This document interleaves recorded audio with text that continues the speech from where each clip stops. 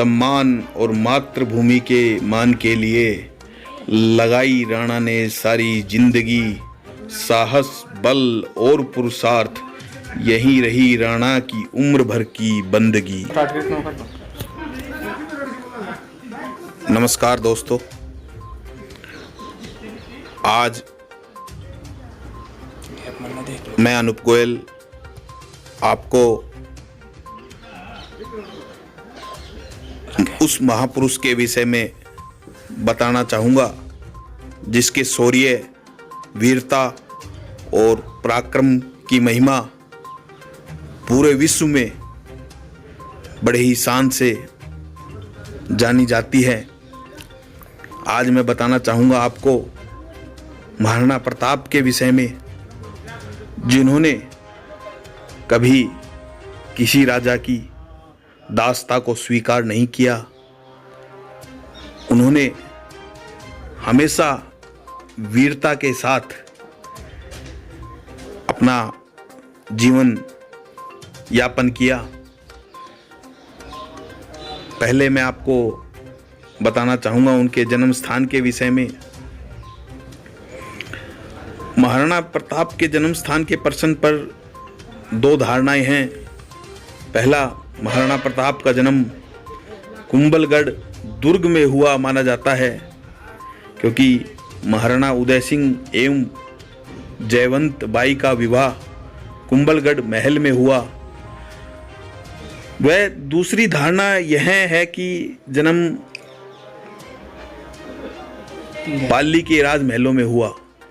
महाराणा प्रताप की माता का नाम जयवंत बाई था, जो पाली के सोनगरा अखराज की बेटी थी। महाराणा प्रताप को बचपन में किक्का के नाम से पुकारा जाता था। लेखक विजय नाहर की पुस्तक हिंदुआ सूर्य महाराणा प्रताप के अनुसार जब प्रताप का जन्म हुआ था, उस समय उदय सिंह, जो कि महाराणा प्रताप के पिताजी थे, युद्ध और असुरक्षा से घिरे हुए थे। कुंभलगढ़ किसी तरह से सुरक्षित नहीं था। जोधपुर का राजा मालदेव उन दिनों उत्तर भारत में सबसे शक्ति संपन्न था एवं जयवंता बाई के पिता एवं पाली के शासक सोनगरा अखराज मालदेव का एक विश्वसनीय सामंत एवं सेनानायक था। इस कारण पाली और मारवाड़ हर तरह से सुरक्षित था। अतः जयवंता बाई को पाली भेजा गया।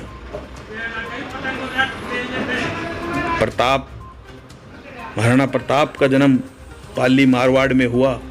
ऐसा भी माना जाता है प्रताप के जन्म का शुभ समाचार मिलते ही उदय सिंह की सेना ने प्रयाण आरंभ कर दिया। अगर हम महाराणा प्रताप की वैवाहिक स्थिति के विषय में बात करें तो महाराणा प्रताप ने अपने जीवन काल में 11 शादियां की थी। अब हम बात करें हल्दी घाटी के युद्ध के विषय में, जो कि बहुत ही प्रसिद्ध, मशहूर और महाराणा प्रताप की वीरता का परिचायक है। हल्दी घाटी का युद्ध 1576 ईस्वी में मेवाड़ तथा मुगलों के मध्य हुआ था। इस युद्ध में मेवाड़ की सेना का नेतृत्व महाराणा प्रताप ने किया था। भील सेना के सरदार राजा पुंजा भील थे। इस युद्ध में महाराणा प्रताप की तरफ से लड़ने वाले एकमात्र मुस्लिम सरदार थे।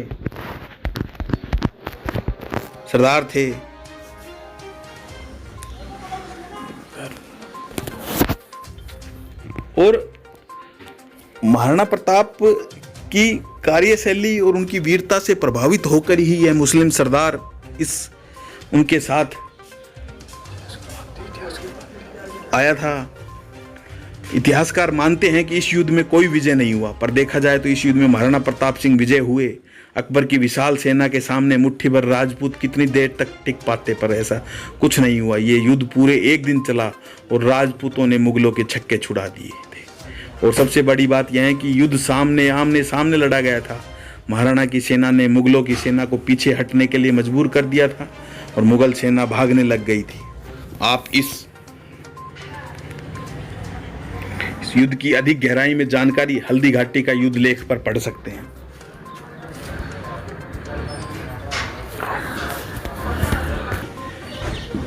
ऐसा कुअवसर महाराणा प्रताप के जीवन में कभी नहीं आया कि उनको घास की रोटी खानी पड़ी हो, अकबर को संधि के लिए पत्र लिखना पड़ा हो।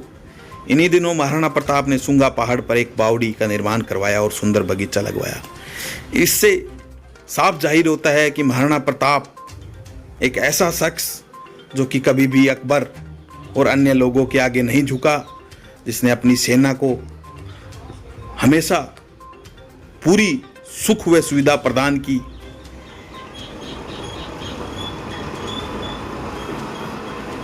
महाराणा की सेना में एक राजा, 3 राव, 7 रावत, 15,000 अश्वरोही, 100 हाथी, 20,000 पैदल सैनिक और 100 वाजित्र थे। इतनी बड़ी सेना को खाद्य सहित सभी व्यवस्थाएं महाराणा प्रताप करते थे। फिर ऐसी घटना कैसे हो सकती है कि महाराणा के परिवार को घास की रोटी खानी पड़े। अपने उत्तरार्ध के 12 वर्ष संपूर्ण मेवाड़ पर सुशासन स्थापित करते हुए अपने सभी सैनिकों को उन्नत जीवन प्रदान महाराणा प्रताप ने किया था। अपनी मातृभूमि की स्वाधीनता के लिए अपना पूरा जीवन का बलिदान कर देने वाले ऐसे वीर शिरोमणि महाराणा प्रताप और उनके स्वामी भक्त अश्रुचेतक को सत सत कोटि कोटि प्रणाम। और ये जनता सदैव उनकी आभारी रहेगी। ये लोग, ये भारतीय समाज सदैव उनका आभारी रहेगा। आमजन न्यूज ऐसे वीर शहीद, वीर नायक, भारतीय संस्कृति, भारतीय धर्म, हिंदू धर्म के रखवाले महाराणा प्रताप को नमन करती है और उन्हें एक ऐसा नेता, एक ऐसा हीरो समझकर अपने दिल में हमेशा याद रखने के लिए भारतीय समाज को प्रोत्साहित करने का काम आमजन न्यूज हमेशा करता रहेगा। धन्यवाद।